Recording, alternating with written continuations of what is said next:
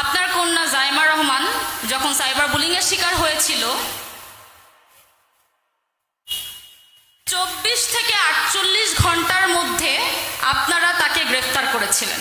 আপনাদেরকে অন্য আরেকটা চিত্র দেখাই। ডেইলি স্টারের প্রতিবেদন অনুযায়ী এবং ডেইলি স্টারের রিপোর্ট অনুযায়ী, অলসো ঢাকা ট্রিবিউনের রিপোর্ট অনুযায়ী বাংলাদেশে প্রতিদিন 19 জন করে নারী এবং 12 বছরের নিচে শিশু ধর্ষণ হচ্ছে এবং কিছু ক্ষেত্রে মামলার বিচার নেওয়া, এইসব ধর্ষণের মামলার কিছু ক্ষেত্রে এসব ধর্ষণের মামলা নেওয়া হচ্ছে না।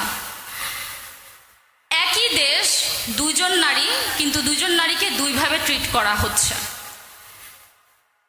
No head to Zaima Rahman. আমার জাইমা রহমানের কিছু আমি জাইমা রহমানকে ব্যক্তিগতভাবে খুব পছন্দ করি। তার কিছু কার্যক্রম, গতকালকে উনি একটা পোস্ট করেছেন যেখানে উনি লিখেছেন যে child safety as a emergency হিসেবে ট্রিট করতে। আমি জানতে চাই তারেক রহমানের কাছে যে তিনি কবে নাগাদ তার কন্যা, তার মেয়ে হয়েও, প্রধানমন্ত্রীর একজন কন্যা হয়েও তিনি এরকম আইনের নিড ফিল করছেন।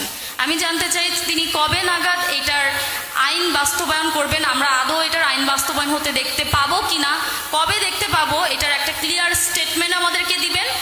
আর যদি এরকম কোনো আইন আপনারা বাস্তবায়ন না করতে চান, না করতে পারেন, তাহলে আপনারা আমাদের সকল নারীদেরকে একটা করে ভিকটিম কার্ড ধরায় দিবেন।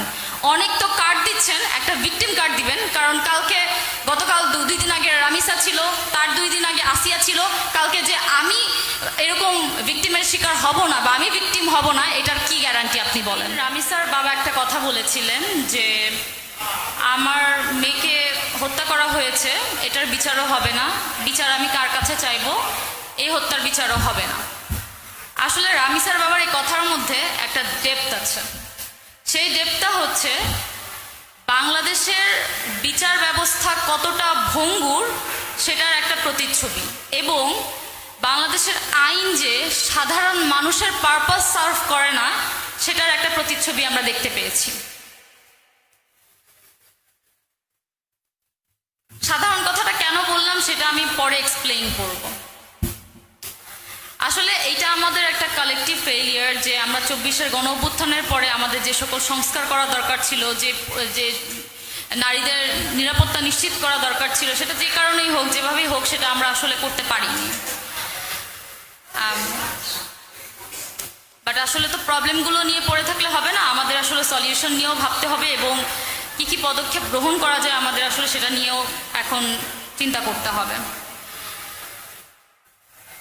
সালাউদ্দিন আহমেদ আমাদের